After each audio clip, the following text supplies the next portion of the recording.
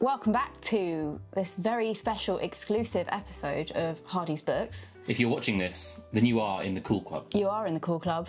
You're one of the very select few who are taking part in our read-along of Jonathan Strange and Mr. Norrell. Although surprisingly, this is a select few than I expected. There's a lot of people. Yeah, which is great. I'm really delighted by how many wonderful, wonderful folk have taken up the call. Amazing to see how many people have been so enthused. So yeah, thank you so much for taking part. I hope you're enjoying it. Okay, well, it's time to find out, Laura, if you're enjoying it. So we're at the end of chapter 3. Yes. So Mr. Norrell has just used magic to make the statues speak in York Minster. Yes. And rumours abound that he is now heading off to London.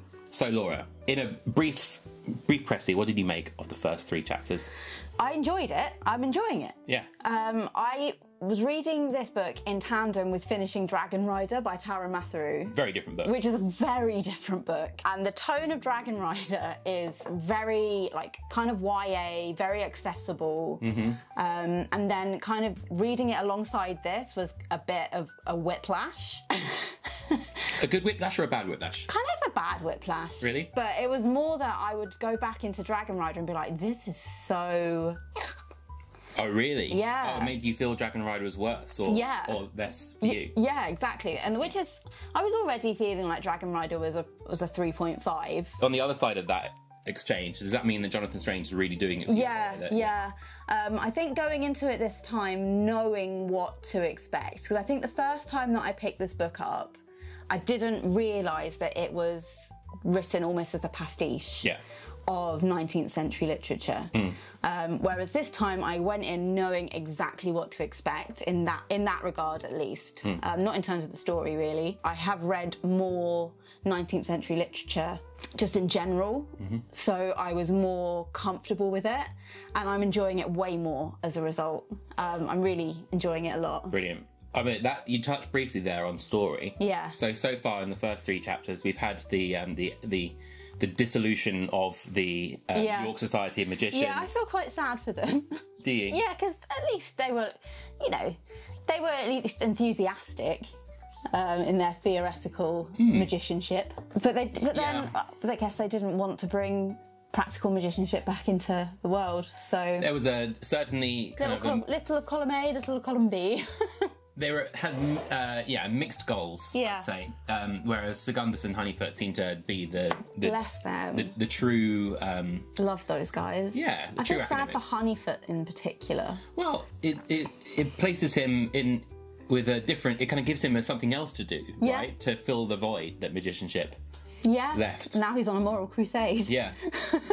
I will say though that I think that one of the things this book does particularly well, and you'll get it more of it as you go along, is it leaves you with the cruelties. The fact that all these magicians, theoretical magicians, can now no longer talk to their other magicians about magic and all of that. That is a real cruel thing to do, and it feels crunchy and it feels delicious. Nom nom nom nom nom. I really like those kind of things in my book. Yeah. It gives you a real flavour for Norrell as well. Oh, absolutely.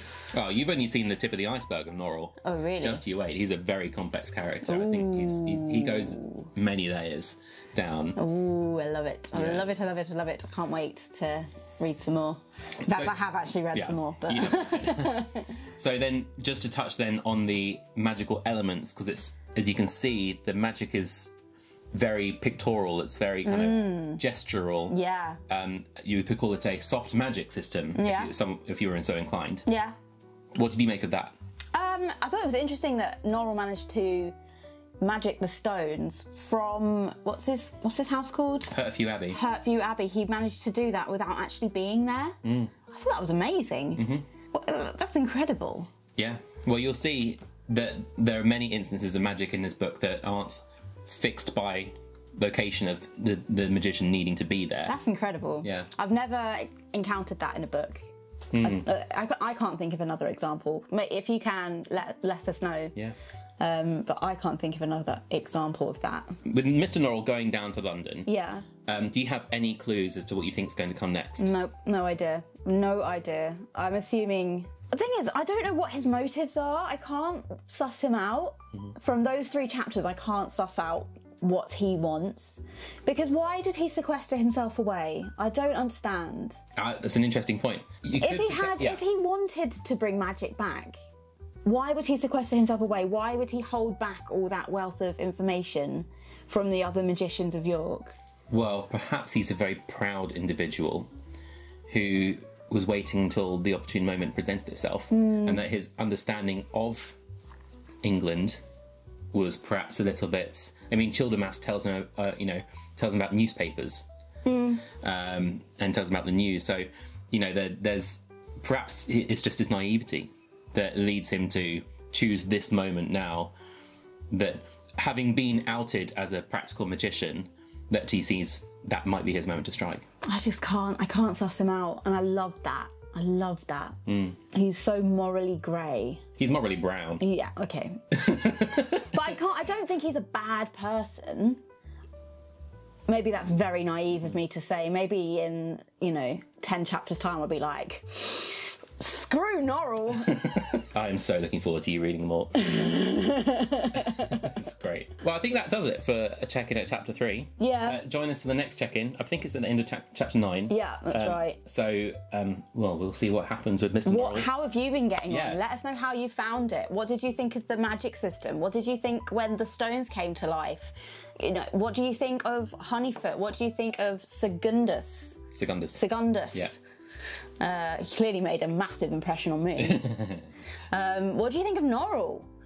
What do you think of the Magicians of York? Just tell us everything that's coming into your mind. Just word vomit. Yes. Tell us all your thoughts. We are here for it. Yes, and the last thing I'll say before we end this video is that the next section, if you haven't enjoyed the first 3 chapters, the next section is likely where you would DNF the book, because it is a bit slower. So if you are enjoying it and then the next few chapters feel a bit slow in comparison, just push through, because they are slower in comparison. So okay, noted. All right, thank you very much for watching, and love you all. We love you all.